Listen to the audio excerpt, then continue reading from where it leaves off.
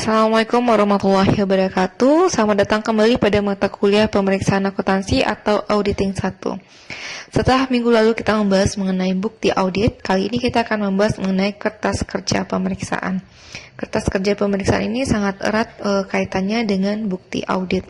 Kita akan lihat dulu definisi kertas kerja pemeriksaan. Kertas kerja pemeriksaan itu merupakan seluruh dokumen pelaksanaan audit yang dikumpulkan dan dibuat oleh auditor mulai dari proses perencanaan sampai dengan pelaporan audit. Nah, kertas kerja pemeriksaan audit ini biasanya itu bersumber dari klien, analisa auditor, dan pihak ketiga. Nah, untuk klien itu sendiri, berkas yang kita peroleh itu dapat berupa neraca saldo, rekonsiliasi bank, analisis umur piutang, rincian persediaan, dan lain sebagainya. Kemudian untuk analisa auditor itu sendiri berupa berita acara, case of name atau stock of name, kemudian pemahaman dan evaluasi internal control, kemudian top schedule, supporting schedule, dan lain sebagainya.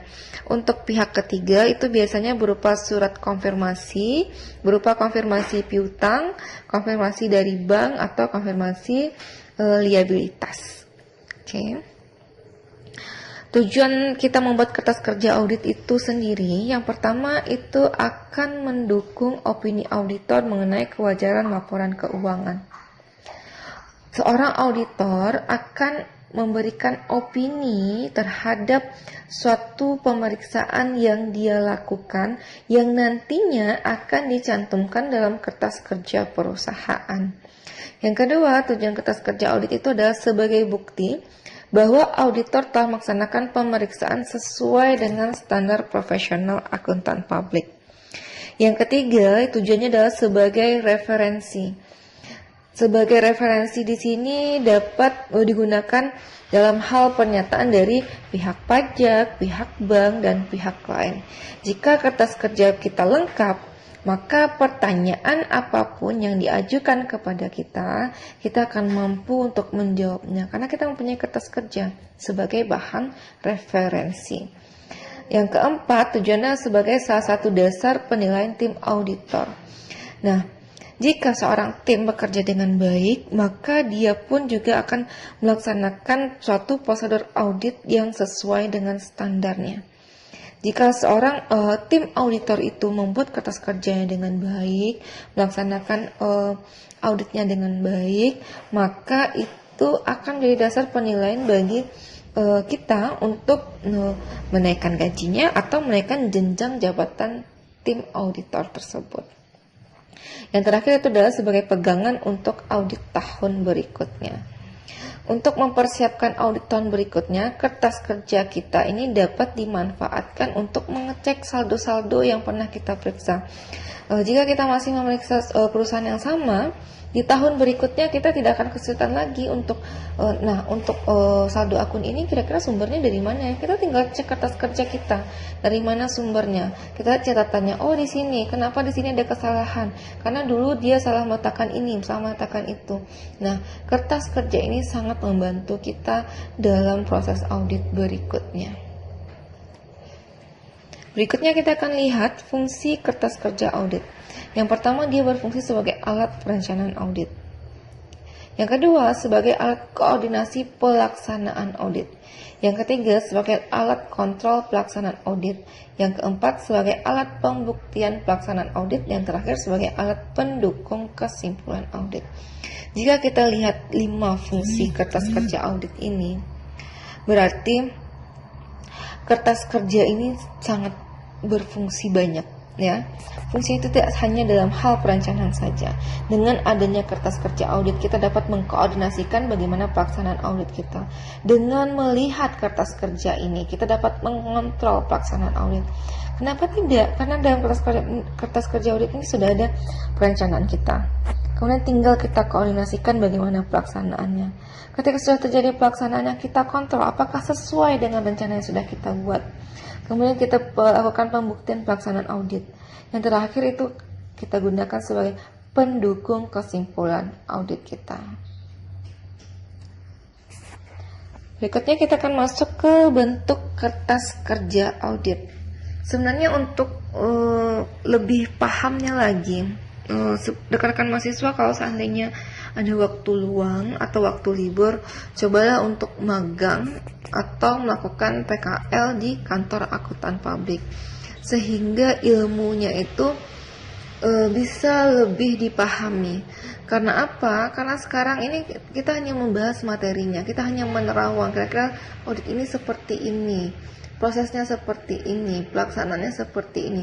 Tapi kalau kita lihat atau terjun langsung, itu kita akan lebih memahami, karena inti ilmu akuntansi itu sendiri banyak di audit. Karena audit itu seluruhnya kita pelajari. Kita mulai prosesnya, kita menelusuri bukti-buktinya. Kemudian kita ambil lagi kesimpulannya, sesuai atau tidak. Nah, bentuk kertas kerja audit ini, yang pertama itu adalah program audit. Untuk kertas kerja audit yang pertama adalah program audit. Program audit ini sendiri berfungsi untuk kita mendeskripsikan apa tujuan audit kita. Kemudian bagaimana cara dan prosedur yang harus kita tempuh supaya tujuan audit yang sudah kita rencanakan itu berjalan dengan semestinya. Berikutnya, program audit itu berfungsi untuk pedoman dalam membuat kesimpulan audit.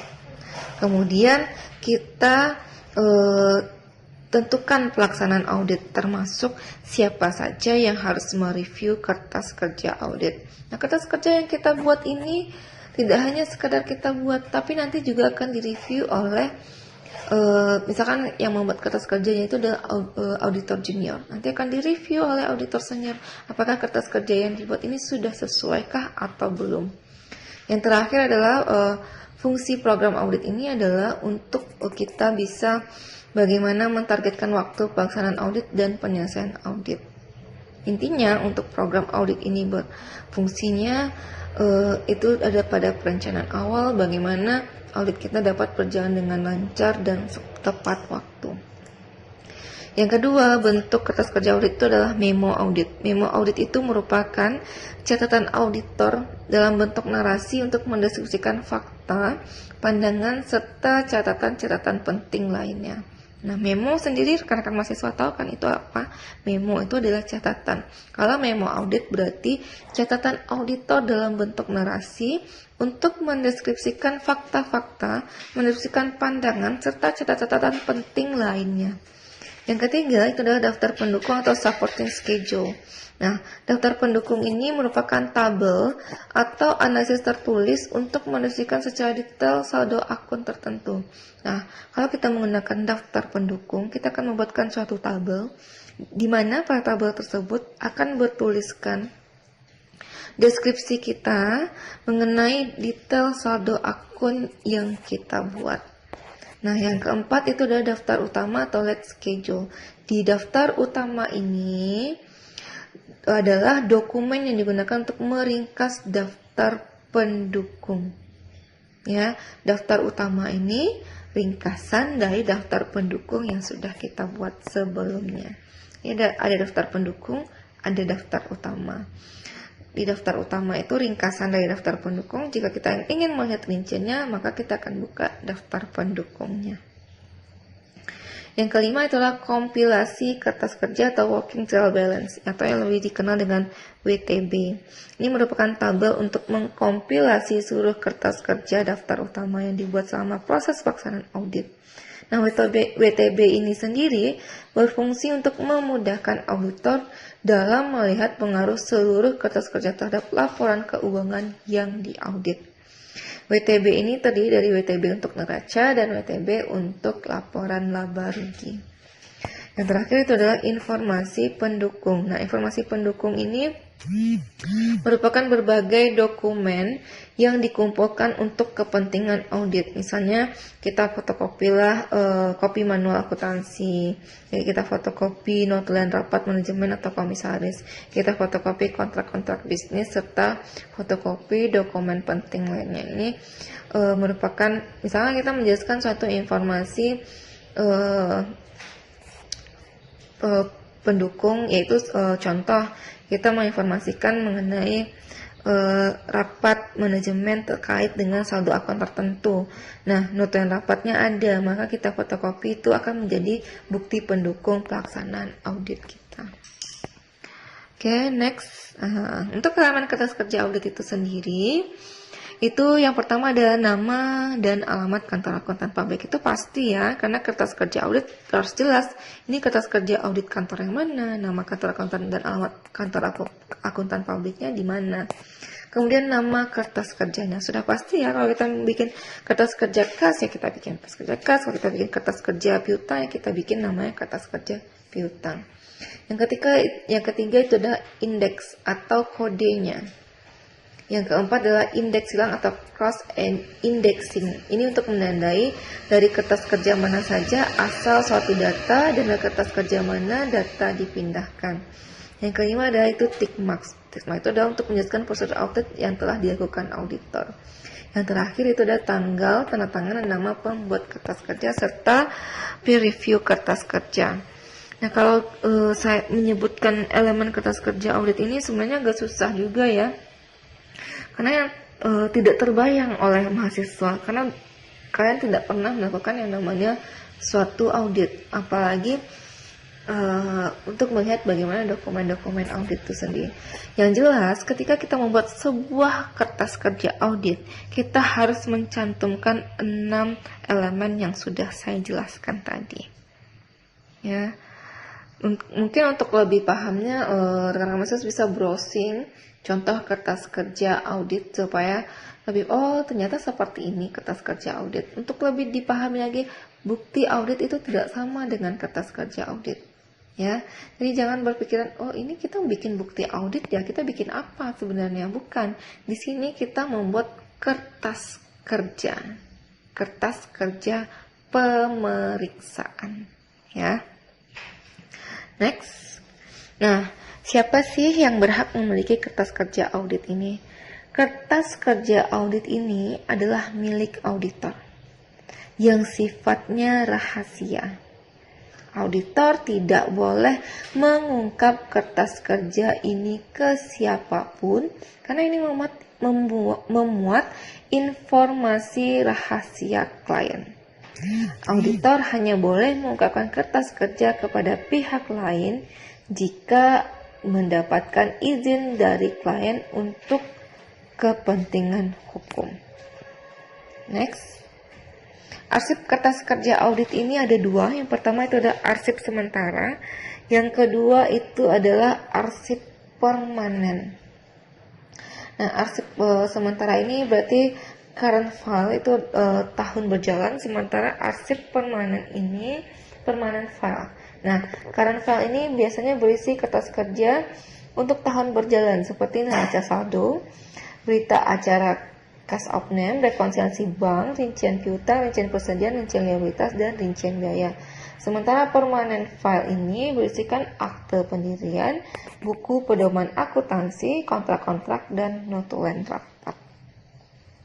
Nah, ini saya bikin ilustrasi sederhana mengenai bentuk kertas kerja audit. Nah, misalnya kita membuat kertas kerja untuk saldo kas. Nah, di sini kita jelaskan saldo kas itu terdiri dari kas kecil, kas di tangan, kas di bank B. Ini saldo kas, ya. Nah, kita rincikan kas kecil ini. Kita lihat itu kita peroleh data dari rekonsiliasi bank A dan bank B. Itu untuk kas di bank A dan di bank B, itu datanya kita peroleh dari rekonsiliasi bank. Kemudian untuk kas kecil, kas di tangan, itu kita peroleh dari berita acara perhitungan saldo dana kas. Ya, ini kira-kira ilustrasi bentuk kertas kerja audit. Saya contohkan, ketika kita membuat kertas kerja kas, ya, kas, misalkan kita lihat di neraca saldo kita, saldo kas kita itu berjumlah 150 juta.